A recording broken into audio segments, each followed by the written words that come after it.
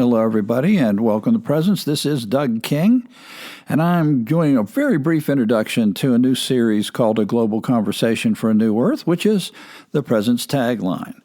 And I just want to give a quick overview of some of the people that are going to be in this episode. This is the first of many episodes where Presence is going to be talking with and interviewing, having discussion with people who are outside Christianity, outside religion, some of them from different world religions, some of them from spiritual paths and so forth, because the biblical narrative, as we have said over and over, is a narrative about a God who is all in all, and so we should be having conversations with all. Some of the things that you hear from different people from time to time will be things with which you will either agree or disagree. That's not the point. The point is that it's time that the biblical narrative be represented as much as possible in conversations about an integrated, planet-integrated worldview, and the God that we understand would represent that nature. So in this episode, you're going to hear from the moderator, Dr. Kurt Johnson, who we've mentioned before. Kurt is both an entomologist, a specialist in the realm of butterflies, and in fact has been published in scientific journals over 200 times. He's the author of many books in the realm of science, and in fact, one of his was a top 10 book in science, as listed by the Washington Post Library Journal back in 2000. So Kurt's going to moderate the whole thing, and I will not be on initially. First, he will introduce Ken Wilber, who many of you have heard from, very famous philosopher. Ken has written some 25 books. He's had those books translated into some 30 languages. He's a specialist in the realm of spirituality, psychology, and integral theory, integral consciousness. Ken and I have met on two different occasions at his place via his invitation, and has been very gracious to let me go through all my Venn diagrams on form to formless and our presentation of the biblical narrative as having an outcome that is not a religion. So Ken is well aware of Presence. Kurt Johnson, well aware of Presence. And what's great is we're being invited in by these people. So when you hear their viewpoints and things they're talking about that are not in our wheelhouse of books and chapters and verses, etc., just know that they're hearing the way we're interpreting our books and chapters and verses, and want us to be part of these global conversations that are happening. The second person that's going to be speaking, you'll hear from Claudia Wells. She's the board chair for the Institute of Noetic Sciences. She has been very much interconnected with NASA and some of the different astronauts that have come through there that also have in their worldviews very much a spiritual viewpoint from a scientific background or a scientific narrative. She's also a member of Evolutionary Leaders and a number of projects there, and she is co-founder of Nexus Global Youth Summit and Network. So Claudia then will be followed by me. Kurt will introduce me, and note when Kurt does introduce me in Presence, he makes a special point to mention Max King as the theologian from which this all comes from the Presence standpoint. Kurt is a very big fan of Max King. After I speak, then we will have Dr.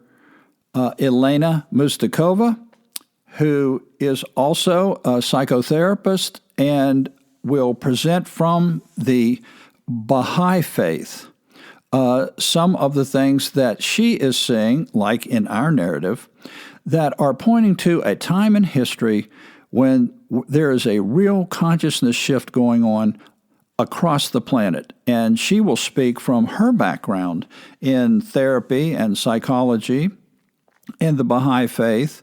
And when she is finished, then Kurt will bring me back in, and I will interview her and ask her some questions. And after I'm done asking questions, Kurt will ask Bob Atkinson to weigh in on some of his ideas. He has authored some 9 books And one of his books, The Story of Our Time, was a 2017 Nautilus Book Award winner. So we'll have Bob come on to give his perspectives, and then finally we'll have Nomi Naeem, a good friend of myself and Danae. We've been in Nomi's home in Brooklyn, New York, where he is the senior librarian for the Brooklyn Public Library, and Nomi also serves as the editor for Light on Light magazine. Great guy. In fact, Nomi and I actually did a joint presentation in New York City at the oldest Presbyterian church in downtown Manhattan. Very interesting, and it was on this subject of how to move from first tier to second tier in spiritual consciousness and what that would mean for the planet. So I run through all this in a hurry just because before I put on the event here and I turn it over to Kurt and he starts the event, I put my little prologue on here just to give you a little taste and a little feel for the kind of people you'll be hearing from. The next episode will be coming up right after Thanksgiving, since next week is Thanksgiving. The next week I have another one already done and ready to go. So those will continue on. And as well, I will continue on with things that are just purely theological studies, exegetical studies, etc., for those of you who like to draw lessons directly from the biblical narrative. We will be doing that as well. Nothing has changed there. So, with that, I'm going to go ahead now and turn it over to Dr. Kurt Johnson and let you enjoy this event. Thanks for joining in, everybody.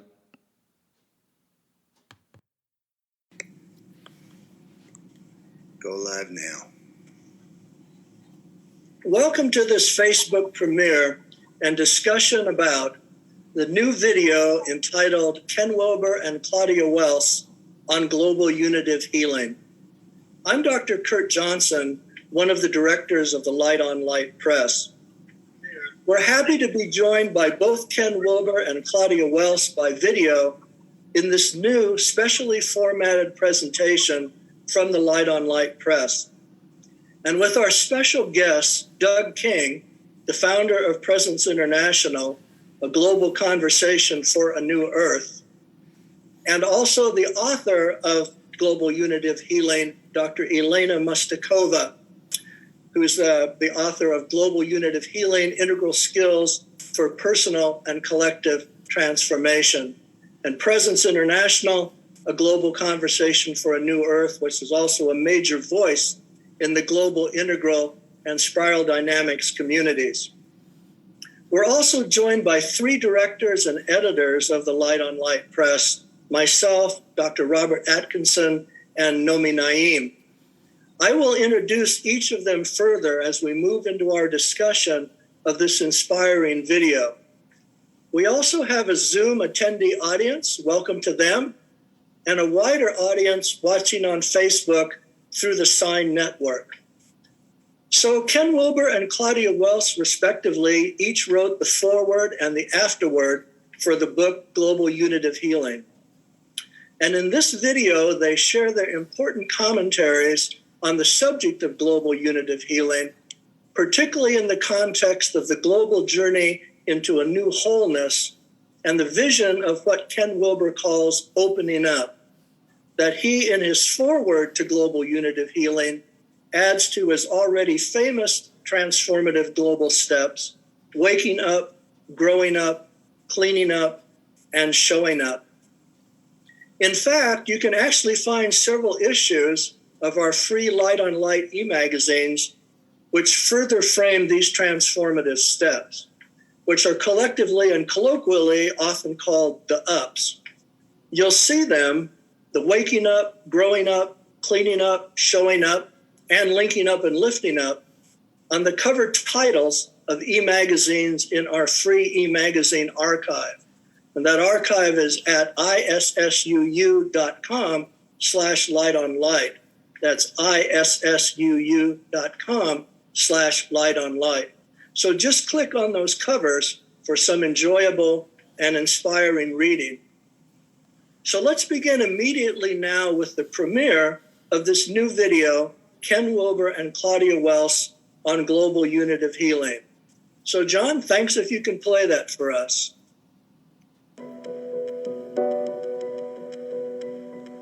Welcome. This is Dr. Kurt Johnson of the Light on Light Press.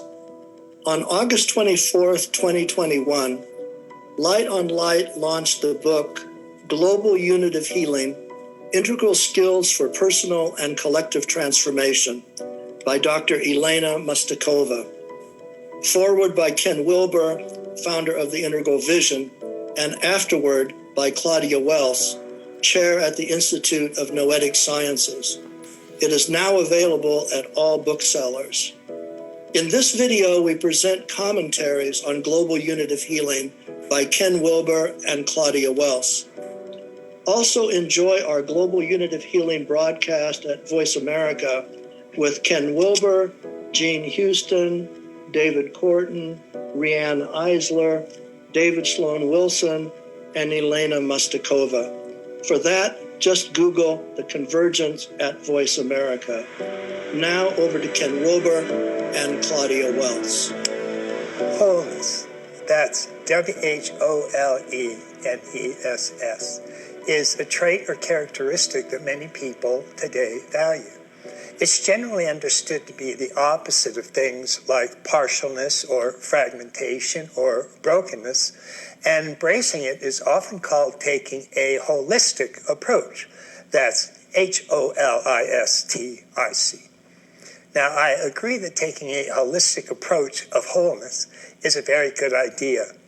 But what I'd like to point out here is that there are actually several different types of wholeness or holistic approaches. And I'm going to point out 5 different types. So if you want to take a holistic approach to a genuine wholeness, you'll be able to include all of the various areas of a real wholeness and thus be truly holistic in your approach. I call these 5 various areas of wholeness: waking up, growing up, cleaning up, showing up, and opening up. All 5 of those areas are truly important for a real wholeness in our lives. I'm just going to run through each of them and describe them very briefly so you get an idea of what each of them is actually all about. Waking up is probably a type of wholeness that many of you have heard of. It's often referred to as enlightenment, awakening, metamorphosis, fauna, satori, the great liberation, the supreme identity. It technically means waking up from our everyday reality to a supreme or ultimate reality, where we switch our identity from being one with our skin-encapsulated ego to being one with everything, one with the universe, often called a cosmic consciousness. That's a very big wholeness. But notice that oneness, that wholeness, will not tell us anything about growing up or the major stages of growth that our relative self develops and evolves through. These stages of growing up were only discovered very recently, about 100 years ago, and thus they are found in none of the world's great religious traditions, so they're relatively new and unknown to many people. Research has indicated that these stages, there are around a half dozen of them, move from initial stages that are very self-centered, narcissistic, or egocentric. They then expand from self-centered to group-centered. They move from egocentric to ethnocentric stages of development. These have a very us versus them attitude, and this divisiveness means that these stages are often ethnocentric in a very negative sense as well. They are often the source of racism, sexism, misogyny, homophobia, xenophobia, and so on. It's only when development moves to the next higher level, the rational world-centric stage, that identity expands from ethnocentric or group-focused to world-centric or universally focused. And identity expands from group-focused to all groups or all humans. And thus there arises a desire to treat all people fairly, regardless of race, color, sex, or creed. Historically, this happened very recently, only around 200 to 300 years ago, with the rise of the Western Enlightenment. This is why we had slavery until only around 200 years ago. Virtually all cultures, including those of the great religions, originally had slavery. As the brilliant black public intellectual Thomas Sowell put it, Christian monasteries had slaves, Buddhist monasteries had slaves. Virtually all cultures did, until some of them moved from their own ethnocentric stages, whose us versus them attitude had generated slavery in the first place, to these relatively new world-centric stages, which sought universal freedom for all humans, again, only around 200 years ago. This was because of the wholeness that growing up provided. The stages of growing up, moving from egocentric to ethnocentric to world-centric, contain successively larger self-identities, moving from me to us to all of us. And thus our morality also grew and expanded through those stages. This is why it was only when humans reached the highest or world-centric of those stages, just a few hundred years ago, after being on this planet for 300,000 years, did we finally decide to get rid of slavery. Human beings still grow and develop through those major stages, and they do so in the same order that they originally developed, egocentric to ethnocentric to world-centric, each stage being an increase in wholeness. So that's the holism that a growing up offers us today. And notice that an understanding of the actual stages of growing up, their actual structure, such as being ethnocentric, is not a wholeness found in any of the waking up traditions. So then we have cleaning up. This is the wholeness offered by psychoanalysis and psychotherapy and other types of treatment that offer the wholeness of uniting a psyche that is limited and broken by dissociating or splitting or repressing some amount of shadow material, and thus reducing its own identity to a much smaller and fragmented persona. The aim of various types of cleaning up therapies is to reunite the persona and the shadow so as to give a whole and healthy psyche. This is a type of wholeness that is not found in either growing up or waking up. Indeed, all 5 types of wholeness are relatively independent. Discovering the wholeness of any one area will not tell you anything about the wholeness of a different area, which is why you need to make an effort to include all of them. This definitely includes showing up. Showing up means to include, or show up for, all of the major important perspectives and dimensions that humans have access to. Notice, for example, the first, second, and third person pronouns found in all major human languages. The fact that they are so universally present means they must indeed be important perspectives. But notice how many of our approaches to reality pick only 1 or 2 of them as being important. Thus, the field of consciousness studies, for example, divides its major approaches into only 2 different schools. The first-person approaches, which say consciousness is the product of first-person realities, like I, me, mine, and thus can be known through approaches like introspection, and the third-person approaches. Third person means objects like it or its, and thus can be known through standard third-person scientific approaches, fMRIs or PET scans. But surely there are very important realities in both approaches, and all 3 approaches. After all 3 of them are included in all major human languages the world over. There must be an important reason. The point of showing up is to include all of these perspectives in an approach that gives you a true wholeness of consciousness, and not just a part of it. The same thing goes for opening up, which refers to opening up to all of our multiple intelligences. Many people don't realize that human beings don't have just one major intelligence, usually called cognitive intelligence and measured by the all-important IQ test. We rather have upwards of a dozen or so multiple intelligence. And if you don't like the notion of multiple intelligences, you can simply think of these as multiple capacities. But in addition to cognitive intelligence, we have an emotional intelligence, moral intelligence, aesthetic intelligence, spiritual intelligence. Opening up is that not only are few people awake to or opened up to all of their multiple intelligences, few people even realize that they have them. All of them or just a few of them. This comes as a surprise to most people. So one of the things that we want to be aware of, and one of the things that forms a new type of wholeness itself, is to be aware of the full spectrum of intelligences or true capacities that we have available to us. So those are 5 approaches to wholeness, each one of which is quite different, but each of which adds another truly important aspect to a real and genuine wholeness, a truly holistic approach to reality. So I recommend you remember all 5 of them: waking up, growing up, cleaning up, showing up, and opening up. This is Ken. Please take care.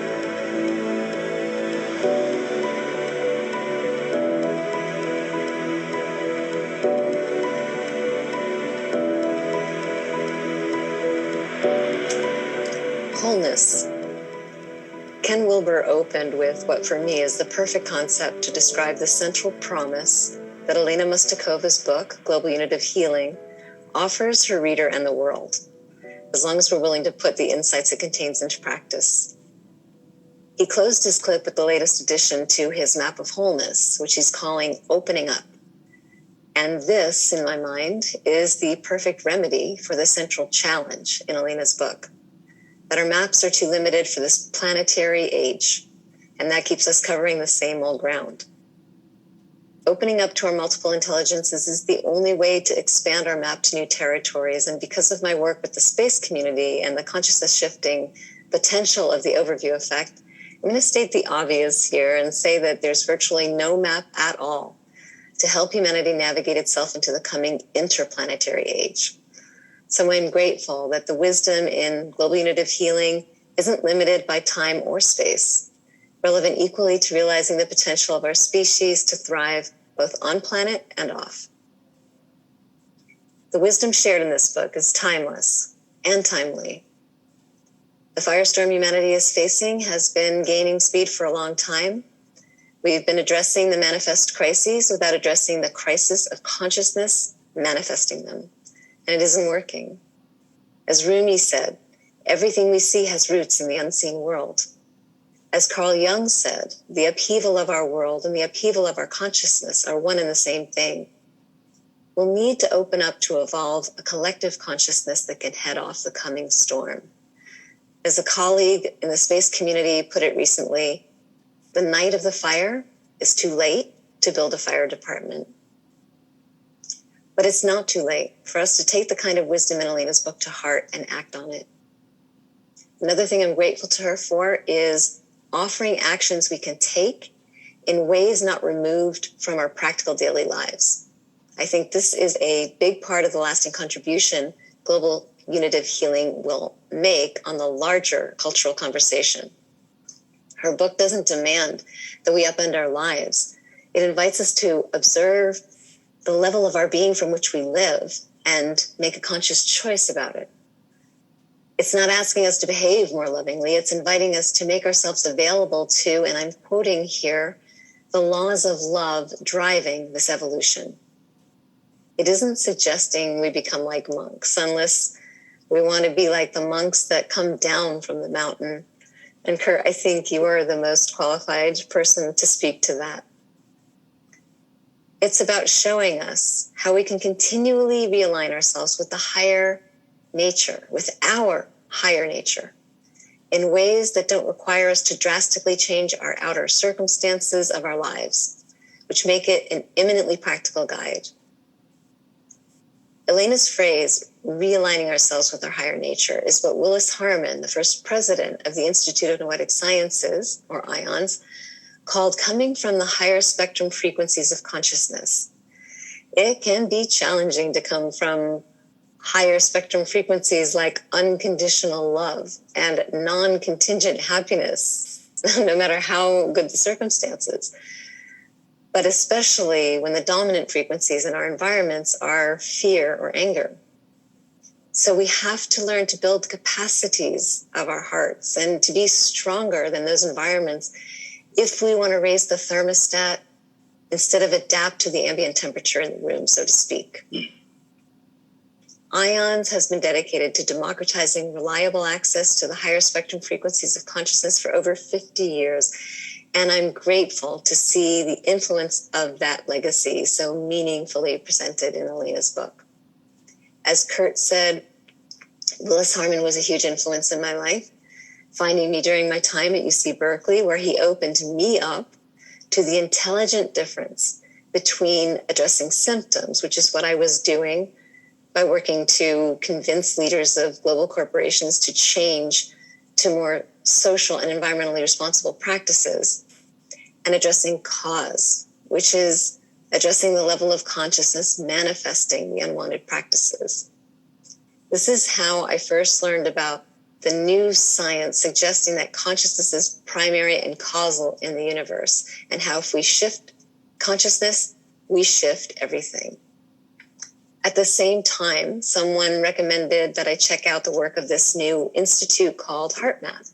I wish I could remember who it was so I could thank them, because it was from them that I learned about the causal nature of energetic coherence in the universe and of the importance of the human heart in creating greater coherence, not just within ourselves, but within our world. This was another really welcome revelation, confirming a deep intuition, and I immediately brought their science and techniques into my work with corporations. I mean, truly in this way, it's like IONS and HeartMath raised me.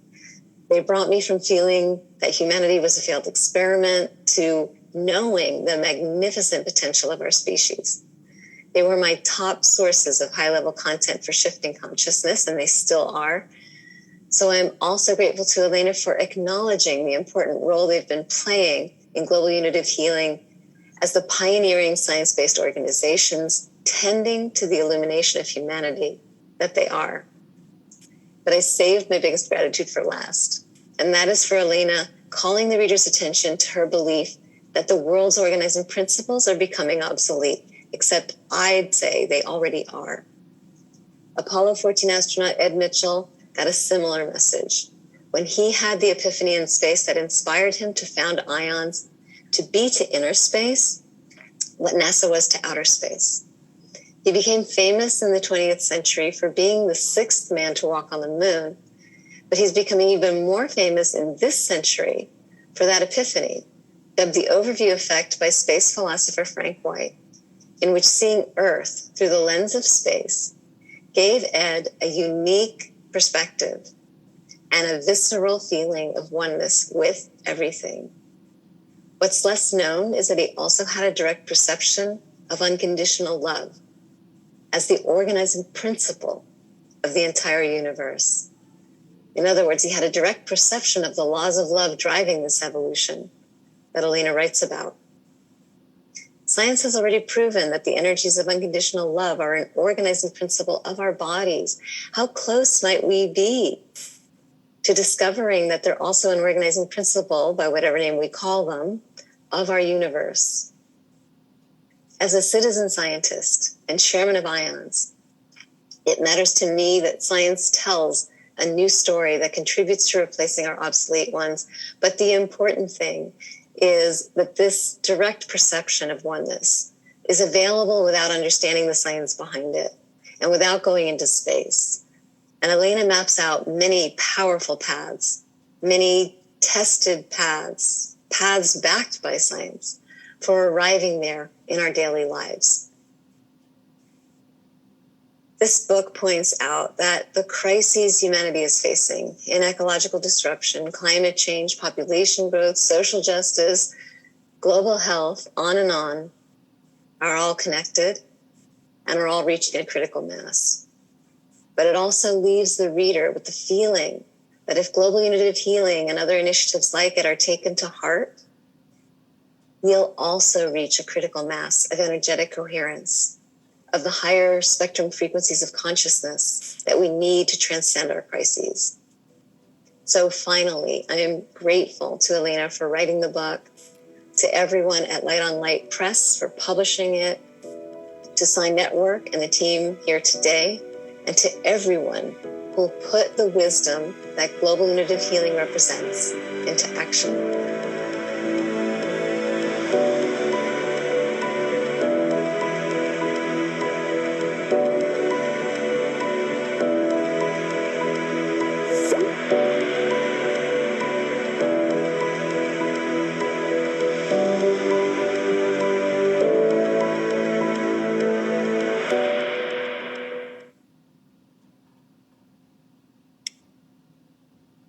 Well, thanks so much for sharing that inspiring video. We're so happy to have framed the message of global unitive healing in this way.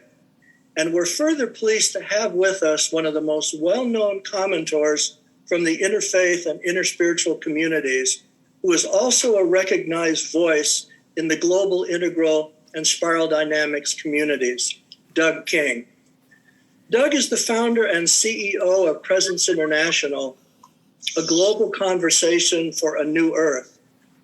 Doug has worked with his father, the renowned progressive Christian theologian Max King, to form Presence International, a growing network that engages emergent, integral, and interspiritual organizations and idea leaders.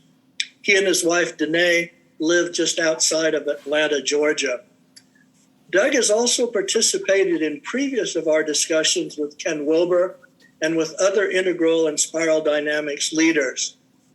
We've invited Doug to begin with a commentary on global unitive healing and on the new video by Ken Wilber and Claudia Welss. Then he'll be joined by the author of Global Unitive Healing, Dr. Elena Mustakova, for further discussion. Now, to say more about Presence International is a nonprofit organization contributing to the developmental evolution of individual and collective spiritual consciousness.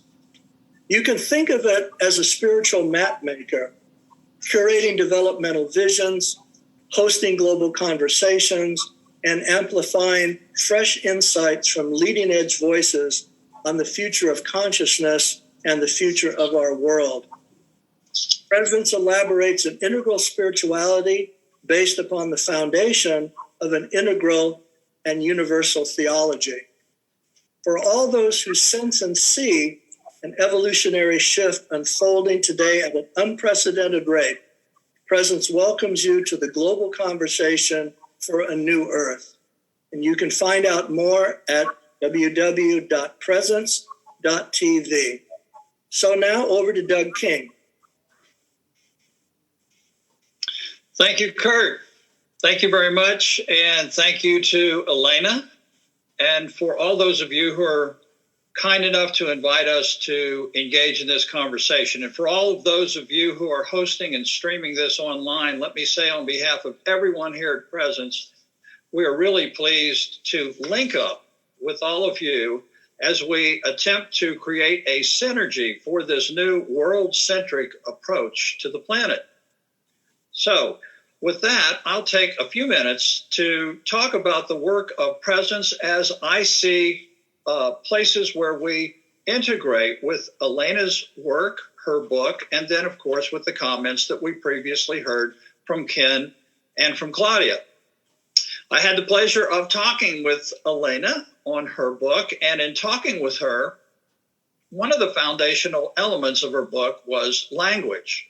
So I want to discuss the use of language in the we space, meaning the space where worldviews are to be found and the narratives that are behind those worldviews. This is the developmental space that Ken Wilber speaks of when he talks of growing up. So as our global human family has evolved or grown up, Wilbur notes that the movement in our consciousness has gone from egocentric to ethnocentric to world-centric. Elena writes about the importance of a new language for our entry into this world-centric age. But as the development and developmental process of growing up occurs, so also does the evolution of our language.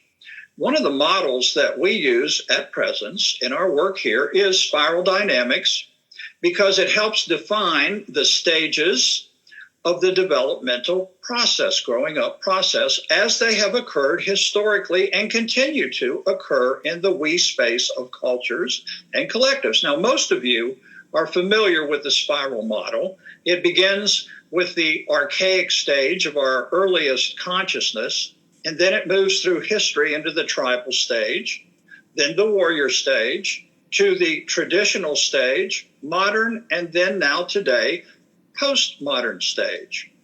Each stage in history reflects values of ultimate concern. So values also evolve. The concept of a world-centric consciousness is directly related to the value of unity. The success of a world-centric era depends upon how we deal with complexity. And without unity, we experience complexity as chaos.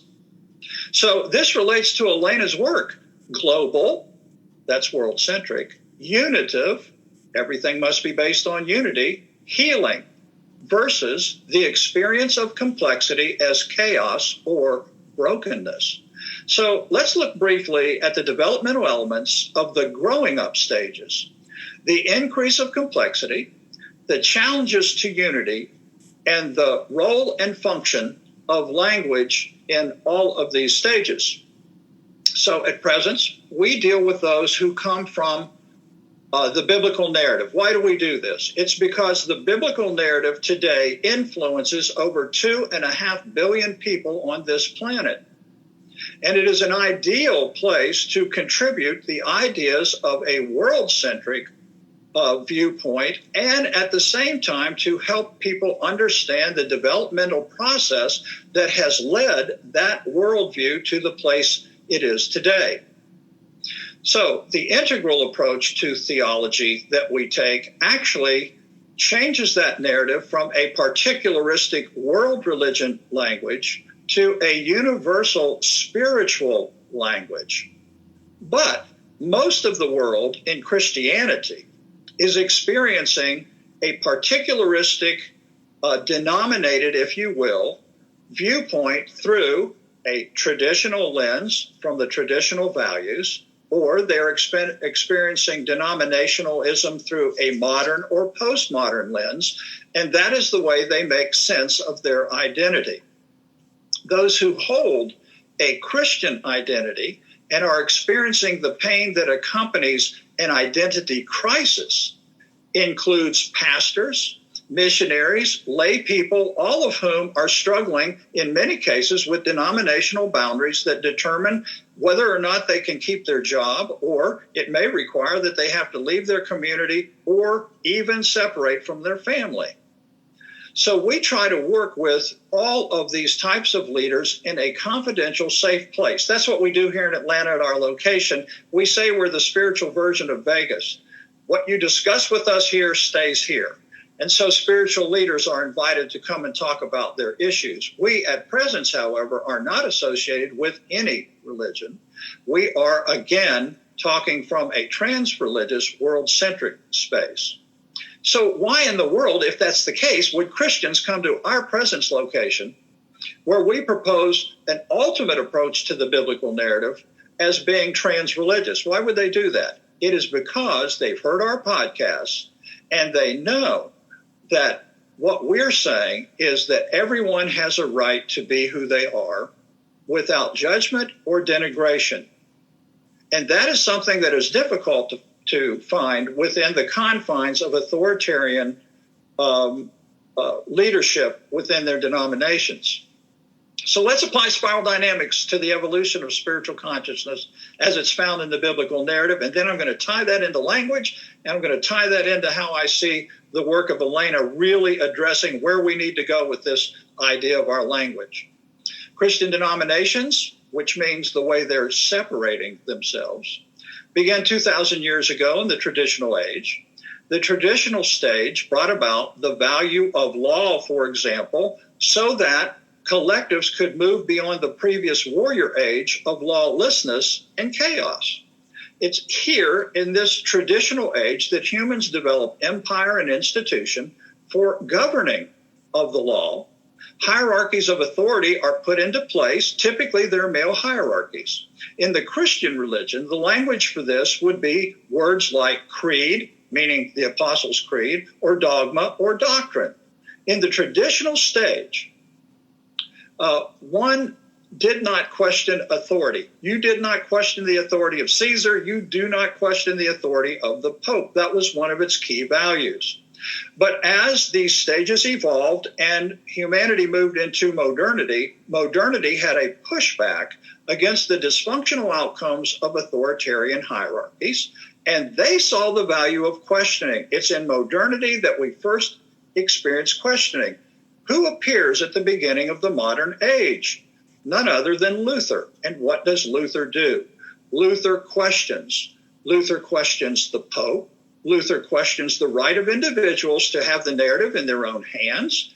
And so these questions lead to protesting, and that protesting leads to an entire Protestant movement in Christianity. And now you can see we have two different versions based on the same narrative.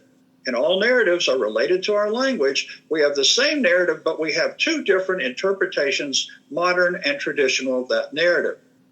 Currently, there are a lot of denominations that have entered into postmodernity and the values of inclusion that require equality and justice.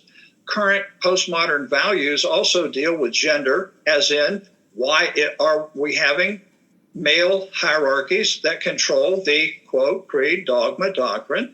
What are the roles of women?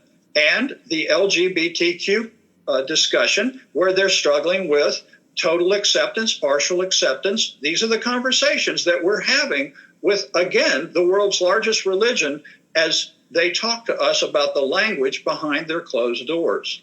And of course, this goes on to address global economy, Mother Earth, ecosystems.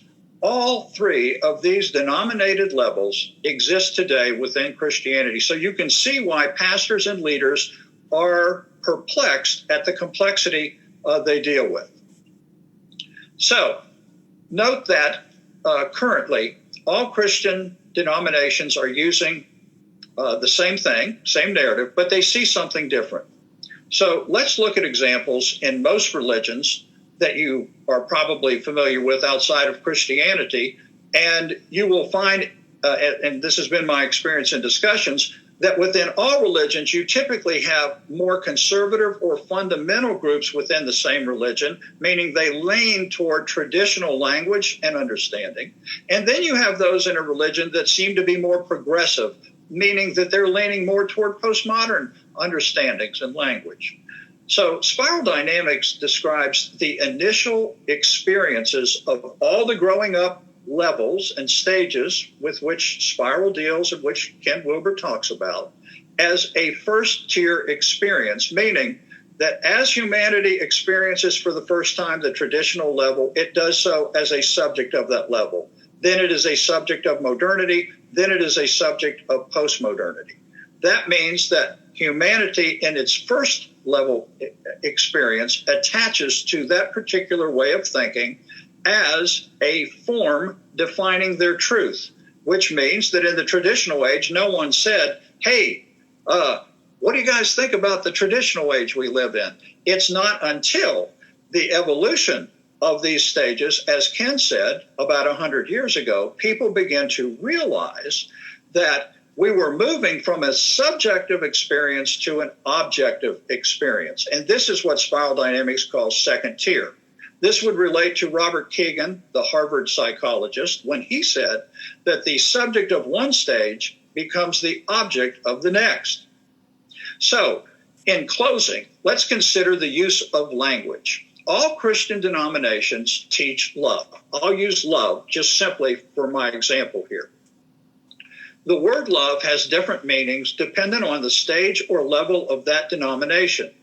Fundamentalists say that God is love. And so when you talk to a fundamentalist, they'll say, oh, we agree with you. We like that book where Elena talked about love, and we believe that too. But when we talk with the fundamentalist says that God is love, and that's why you are given a chance to avoid eternal torment by doing the things that their creeds and doctrines require so that you can receive salvation. The same is true when we have love in modernity and postmodernity. This is why language is extremely critical, because it's tied to the meaning of the consciousness levels that are represented by the people in the discussion. So postmodern definitions of love, for example, are based on much greater inclusion, as we've said, except, of course, when it comes to those closed-minded fundamentalists and those who are having a first-tier experience of postmodernity can fall prey to an attachment to those values to the extent that they manifest through social media and attacking language or demeaning, denigrating, demonizing, and even scapegoating as a means of using language to talk about those who hold a view different from themselves. And I don't know if you've noticed on Facebook, but it seems as though this also has something to do with political views. So an integral consciousness has awareness that all humans are to be valued, even if we actively stand for healing principles that are needed to overcome dysfunctional first-tier beliefs and actions. So Elena puts the focus on the need for a new world-centric language that heals rather than one that seeks to wound those with whom we disagree.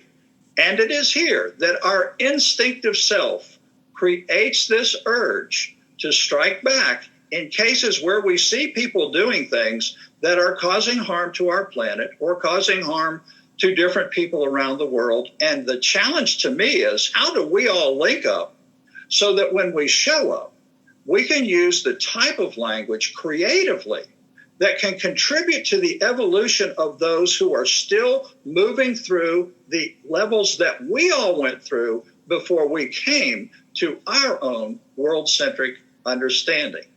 So with that, again, I thank you for this opportunity to throw in our present's perspectives. And Kurt, I will send it back to you. Well, Doug, thank you so much for following on that video by Ken Wilber and Claudia Welss and beginning our discussion on such an insightful way when we're talking about global unitive healing, wholeness, and the integral and universal view that characterizes these challenging times and also, we hope, a promising future.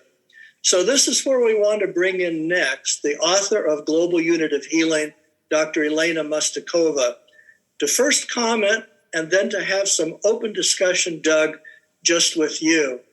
Now, you can find out more about Elena when you further explore the book Global Unitive Healing at lightonlight.us and in her bios at Amazon and at all the other online booksellers.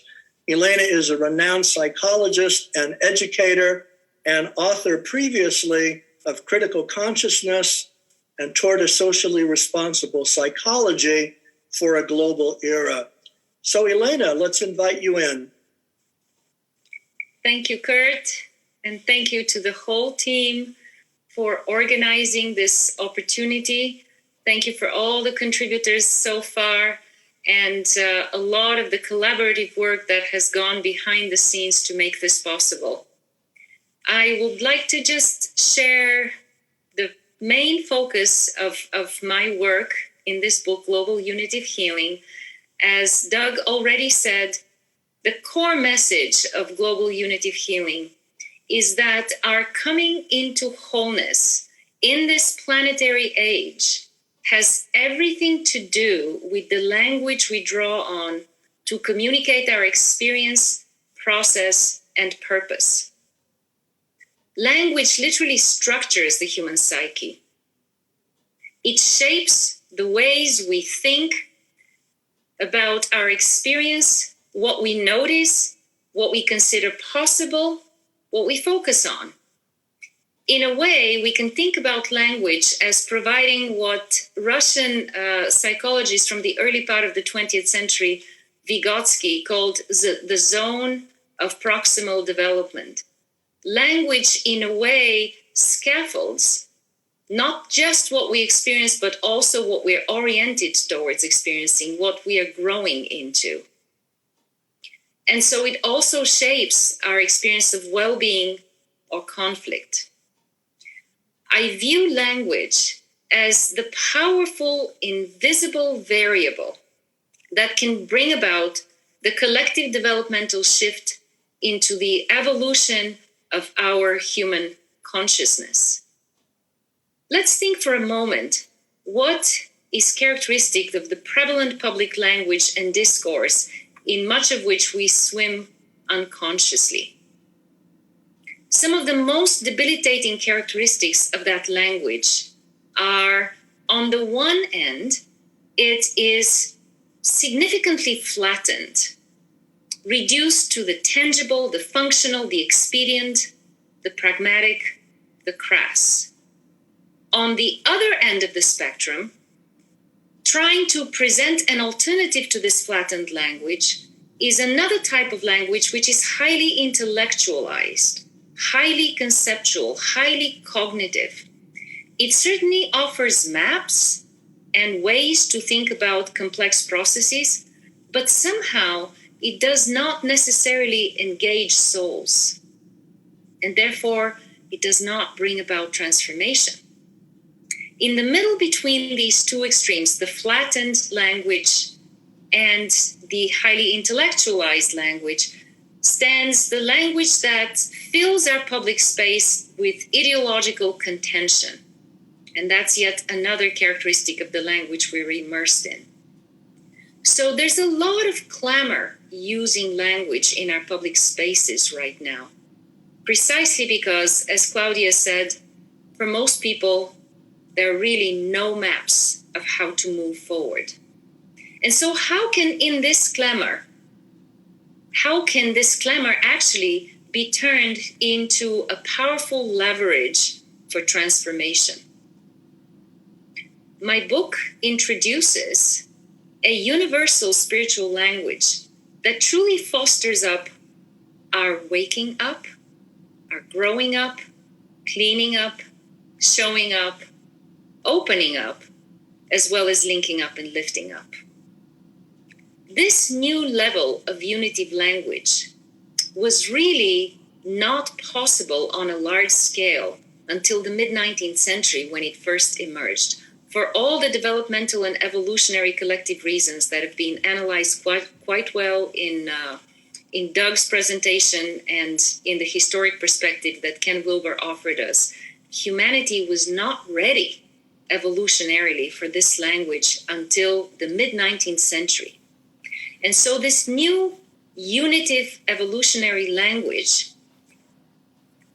contained insights that were previously implicit in the core teachings and mystical experiences of all the great world religions. But for the first time, it synthesized these insights into a modern integral language, accessible to every person, and somehow speaking to every person, despite the widely varying levels and stages of development that have been discussed here so far. This language was brought by the great 19th century spiritual teacher, Baha'u'llah. In the past 170 years, this language of wholeness has increasingly permeated collective consciousness. It's profound to reflect on the fact, though, that an integral language, a language that can speak to every level and rank of humanity, cannot be invented, and it does not develop haphazardly. Because it is a systematic phenomenon, it's a systemic phenomenon. It emerges when timely, and it expresses the integral nature of reality.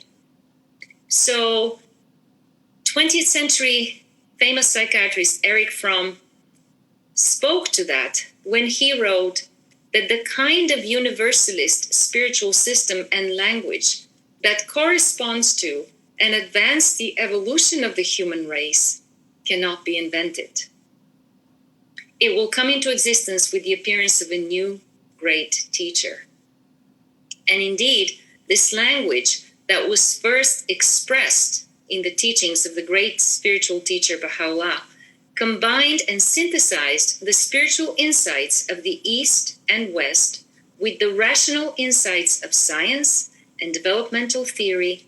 And for the first time, unlike what Ken Wilber said about all the great religious traditions of the past, here was a spiritual system that spoke consistently, eloquently, and in contemporary language to our growing up, as well as to our waking up, as well as to our cleaning up, showing up, and opening up.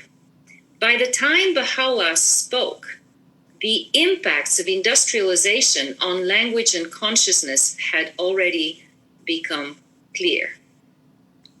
So this language, what's really amazing about it is that it cannot be claimed by any group. It is a language that is freely offered to humanity. And in the past 100 years, and particularly in recent decades, the global Baha'i community has been engaged in a radical planetary social action endeavor, creating these open circles for all people from all convictions, from all identities, to partake in the experience of this universal spiritual language that fosters community development towards a global community. This language speaks to the fullness of the human soul. It ennobles, it differentiates, but it does not divide. Rather, it connects us across our different identities, and it encourages mature, awakened, and responsible relationships on every level, as it also infuses human interactions with truth, beauty, and goodness.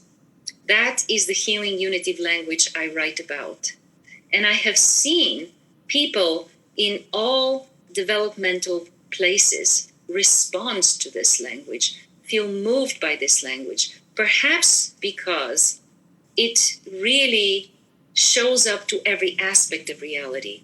It brings together the true, the good, and the beautiful in a way that the human soul responds, even when cognitively we may not quite understand what it is we're experiencing. The beauty of this language is that it offered universal spiritual principles, which are recognizable in all the wisdom traditions of the past, and that these principles work literally like an alphabet. So on the one hand, the language was first expressed in the middle of the 19th century. On the other hand, we are currently, all of us, co-creating this language as individuals and as organizations, as we are working cooperatively and realizing together foundational unitive realities. So again, this language is liberating. It does not belong to anybody. We're opening ourselves up to it and we're co-creating. This is a genuinely interspiritual language. And I'd like to give you just a few examples before I close. I will draw these examples on from a collection of mystical gems that capture the inner essence of world spiritual teachings. But this inner essence is dressed in the garment of brevity, and it crystallizes reality principles into crisp and elevating propositions. It is, for me, the epitome of showing up for the true, the good, and the beautiful.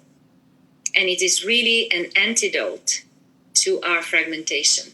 And I'll just give you some very short examples.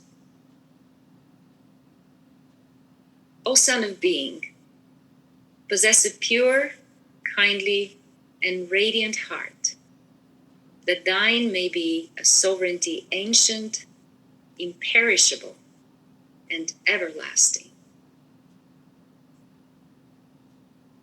You can notice here how the ethic of a spiritual attitude to life, the ethic of alignment with our inner center and also with eternal reality, is offered in a language that resonates with our longing for truth, with our longing for beauty and goodness, but at the same time, the language is completely non-dogmatic. It makes no belief claims. Here's another one. Justice is my gift to thee. By its aid, thou shalt see with thine own eyes and not through the eyes of others. In my earlier work, I was focused on the nature and ontogenesis of critical moral consciousness, of our ability to discern and to engage with discernment, the ways that we exercise our free will. All of this that theoretically can be explained with complex models and has been explained with complex models is really condensed in this three-liner. And here's another one. And this one speaks to and calls humans of every walk of life to transcend narrower identities towards a global fellowship. The words are like this. The gates that open on the placeless stand wide. The gates that open on the placeless stand wide. And yet another one. Burst thy cage asunder, and even as the phoenix of love, soar into the firmament of holiness.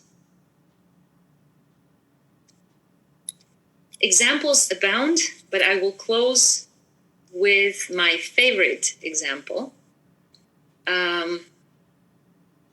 which is actually included partially in the dedication of the book, that the hyacinths of knowledge and wisdom may spring up fresh and green from the holy city of the heart. Thank you. Great, Elena and Doug, thank you so much, and following particularly on Ken and Claudia. So now we want to devote about 10 minutes to letting Doug and Elena talk to each other. So I think if we can bring them both up and start with you, Doug, I think the two of you can just do it extemporaneously and it will just flow by itself. So Doug, go ahead. Yeah, well, I appreciate it. I've got a couple questions actually in reading your book that I hope you can help me with. I noticed that you in the book, Elena, talk about the language of consultation. Could you differentiate between a language of consultation and the typical kind of conversation that we're used to? Thank you. That's a good question, because consultation is a great example of the qualitative shift that this new language is inviting us towards. So consultation is a different attitude and a different condition than our usual communication. It approaches a question from the point of view of creating distance between our individual positions and identities and the wisdom that flows through us. And so in order to enter into consultation, people have to cultivate detachment first from their positions, from their identities. And so then wisdom flows through, and there's, for everybody else, engagement in the act of deep listening. And then with this deep listening, wisdom flows through the next person. And then it's again deep listened through to. And wisdom flows through the next person. And it's much like the Native American practice of circle.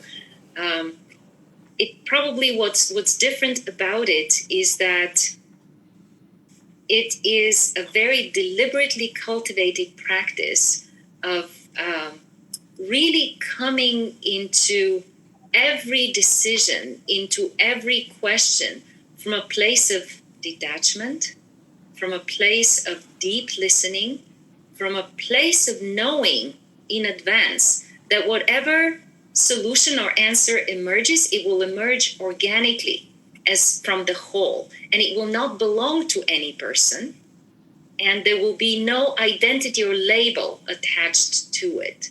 So this consultative process really is a way for us to align with spiritual reality, with the wisdom of the universe, and allowing that to flow through our circles until solutions are evident.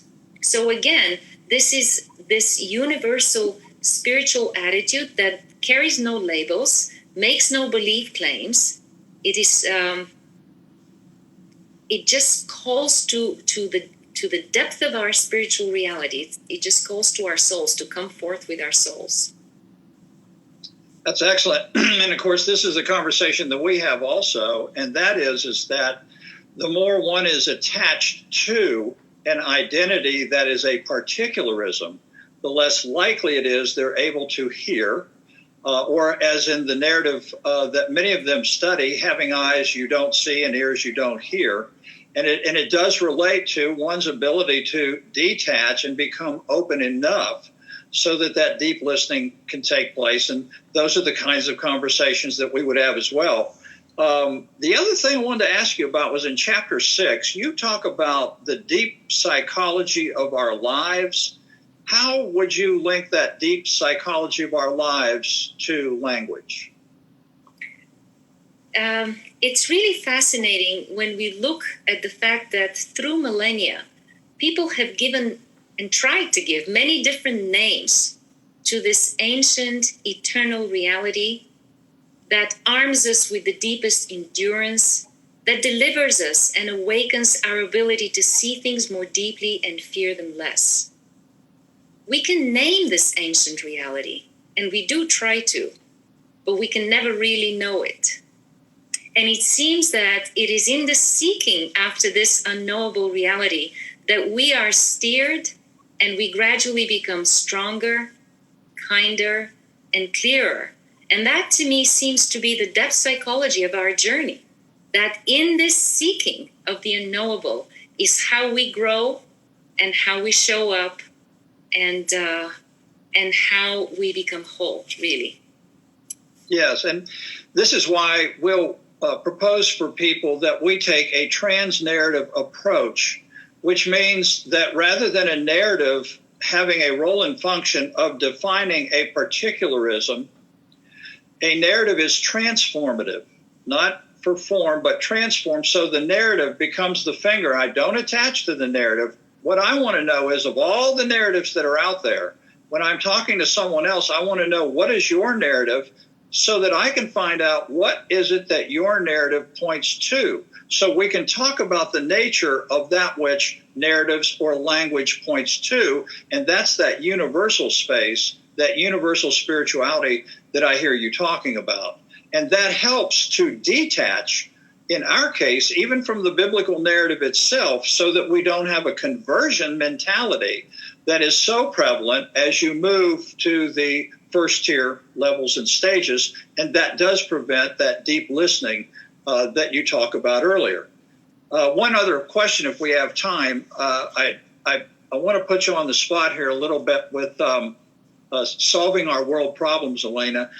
Could you give an example of how a universal spiritual language can offer a clear horizon of vision amidst our current turbulence? You know, there is actually, there is a quote, an example of that somewhere in, I believe, chapter 6, where I quote Abdu'l-Baha, who was the son of the great spiritual teacher Baha'u'llah. Abdu'l-Baha in 1912 traveled across the whole U.S. from east to west. And in 1912, he gave many talks across the country, but this particular one was a talk he gave at the Unitarian Church in New York City, where he said the following words. So here's a language, completely non-denominational, no beliefs, but it really sounds like truth, beauty, and goodness wrapped together, the very opposite of the fragmentation of the modern age, and really showing a horizon to a humanity that was heading into 2 world wars. And here's what he said. In this century of illumination, hearts are inclined towards agreement and fellowship, and minds are thoughtful about the question of the unification of mankind. there is an emanation of the universal consciousness. These prophetic words were spoken in 1912. And the reception to these words was profound. Papers and publications across the country were quoting his words, and people were responding to something that they weren't recognizing yet. But it was eliciting a response. This is the surest way of how a language can really open a horizon before we even grasp that horizon. So thank you for that question. Absolutely. And I know Kurt has a couple other folks that he would like to join in the conversation. So maybe at this time, Kurt, it would be good for Elena to get to talk to these other folks that you have on hand. Well, Sounds thank good. you so much, Doug.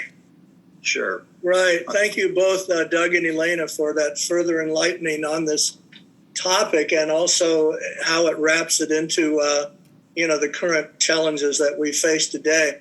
Now, in the remaining time we have, as Doug mentioned, and before we look to see if we've got some questions that have come through cyberspace, I want to invite some short further comment from our Light on Light Press directors and editors, Dr. Robert Atkinson and Nomi Naeem, both of whom, along with me, were deeply involved in the developmental process of creating Elena's book. Now, Dr. Robert Atkinson is a two-time Nautilus Award-winning author, first for his book, The Story of Our Time, and then with me and Deborah Moldauer for the Gold Nautilus Award that was received by the Evolutionary Leaders book, Our Moment of Choice, Evolutionary Visions and Hope for the Future. And Nomi is a long-term participant in the global integral discussion, has worked often with Ken Wilber, and who's joined Light on Light Press from his career with the New York City Public Library. So I want them each to take a turn, and let's start with Dr. Robert Atkinson. Thank you so much, Kurt. It's really a pleasure to be here with you all and to be talking about this important new book. What a wonderful dialogue, conversation we just witnessed. That was really powerful and could have gone on for a lot longer, I think. I just wanted to add a few thoughts about the theme that we have for tonight, on wholeness and on global unitive healing. In this lingering pandemic, we're in a time of fully exposed social and economic injustices, oceans of misinformation detaching millions from reality, and deep divisions everywhere. Yet, at the same time, this historic dark night of the collective soul is also making the need for addressing the good of the whole in every action we take much more vital. A holistic vision may be the only thing that will ensure the completion of the process of transformation already underway. This vantage point makes it clear that a period of struggle and chaos is built in to the evolution of consciousness. Carl Jung explains, the way to wholeness is made up of fateful detours and wrong turnings. It's a snake-like path that unites the opposites. So a holistic vision sees a purpose to these turbulent times. While consciousness is meant to evolve toward wholeness and unity, its path is complicated with opposing forces along the way. To build on what Ken Wilber was saying about wholeness, living by a consciousness of wholeness prioritizes the whole, brings about cooperation and harmony, and places a unity of purpose above all else. This consciousness calls for a complete shift in how we relate to all things. Seeing beyond the illusion of separation allows us to focus on the one reality, which is already a unified whole. A new story of wholeness is emerging. Bridges are being built across boundaries. A global community built upon a culture of peace is forming. Caring for the planet itself and healing all the racial and social injustices requires a unitive, holistic effort. The hard work needed in building global harmony requires listening more deeply across differences.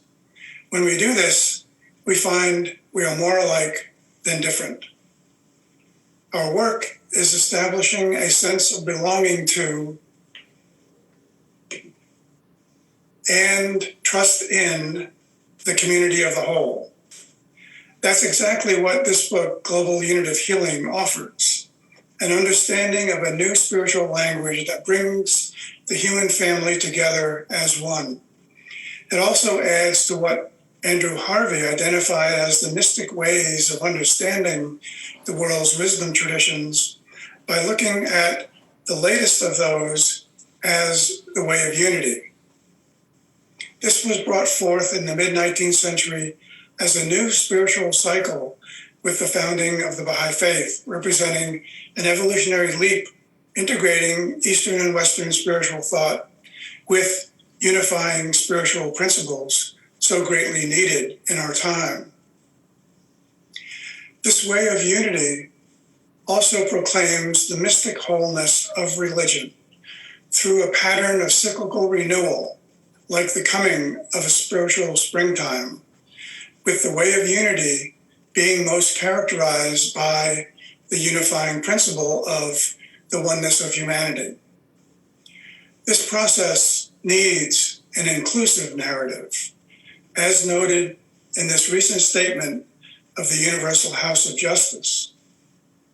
However fitful, the forces working in harmony with the spirit of the age have continued to move humanity towards an age of peace, not merely a peace which rules out armed conflict, but a collective state of being manifesting unity.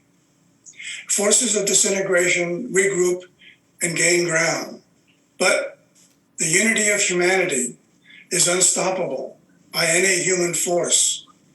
The promises made by all the prophets testify to this truth. It is through love for all people that the unity of the world can be realized. Yeah, Bob, thank you so much. You hadn't finished? I had one more paragraph, but that's all right. No, go ahead, please. I always respond to a pause. That's what moderators do. I was just going to add that it's with that foundation that I just read from that statement that Global Unitive Healing offers an integral approach to the healing of individuals and the collective. It provides an evolutionary and spiritual context for the current interfaith and interspiritual age. It makes clear why science and spirituality are complementary knowledge systems for understanding the wholeness of the universe. And it makes the collective leap of consciousness we're in the midst of and the challenges we face in the process not only more understandable, but more meaningful. We encourage you to explore this timely and much needed book. Great, Bob. Thanks so much. And having worked with you on 2 books, I can testify that you actually do exemplify everything you speak about. And everyone, if you want to know more about Bob, you go to robertatkinson.net or oneplanetpeaceforum.org. And so now we're going to bring in Nomi Naeem, who has the Verrazano Bridge behind him. And welcome, Nomi. Take a turn. Thank you, Kurt. Thank you for inviting me. It was such an honor to be working on Elena's manuscript. And I have not prepared any talk, but I thought I will just take my lead from what Doug and Elena would say.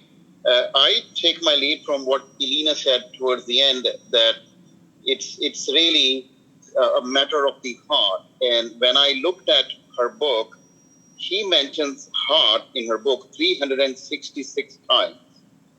And I think that's an amazing sacred number, isn't it? And Pascal said that, heart has its reasons, which the mind perhaps can never understand.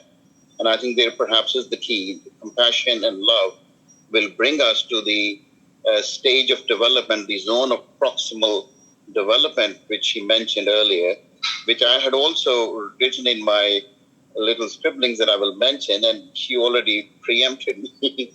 So I personally think when we talk about language, we have to realize one of the finest discoveries that have been made, which Ken Wilber alluded to, that all signifieds are developmental signifieds, that an egocentric, ethnocentric, world-centric, and a mystic are looking at the same world, but they are looking at it differently.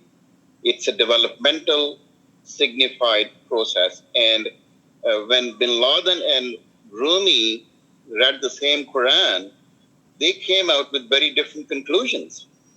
I mean, Rumi wrote that come whoever you are, wanderer, worshipper, lover of living, come even if you have broken your vows 1,000 times, come and come again. Ours is not a caravan of despair. I mean, that is a mystical consciousness which is cultivated through love, through compassion, through scholarship. And I think Elena's book does that. She brings science and spirituality together, heart and mind together. And that is precisely the need of the hour, because as a librarian for the last 25 years in a public library, what I have noticed is that people read within their stage of development. Egocentrics, ethnocentrics, world-centrics read from their stage.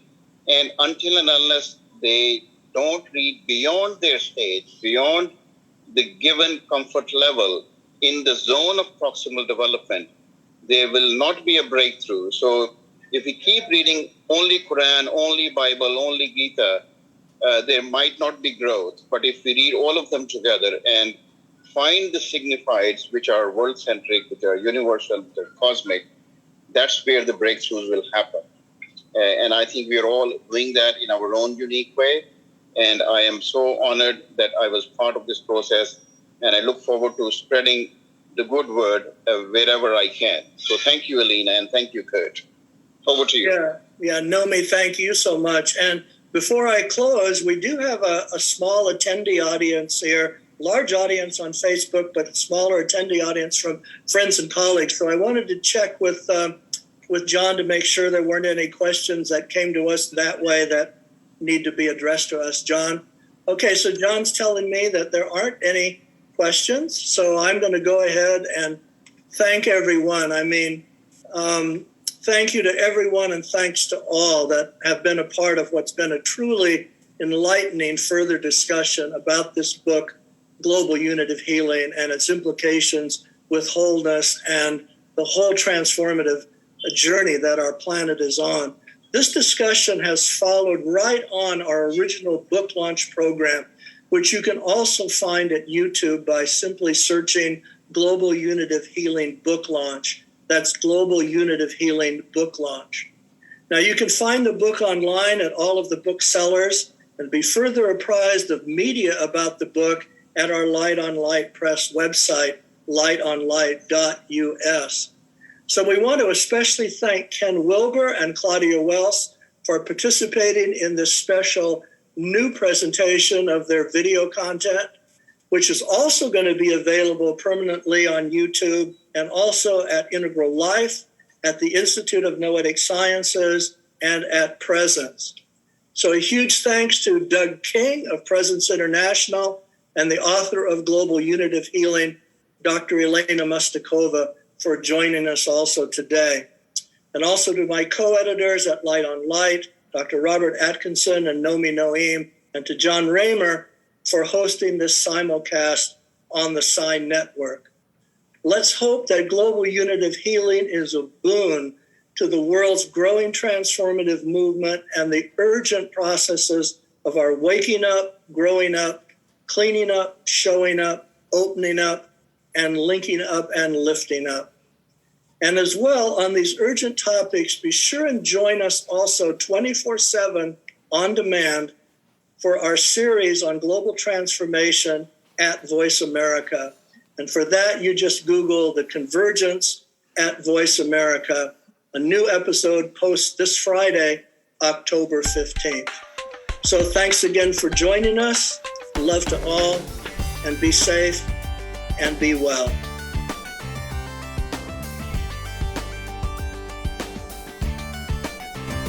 Thank you for joining us today. If you have any questions or comments, please contact us at info@presence.tv. You can also visit our website at presence.tv or find us on Facebook. We look forward to hearing from you.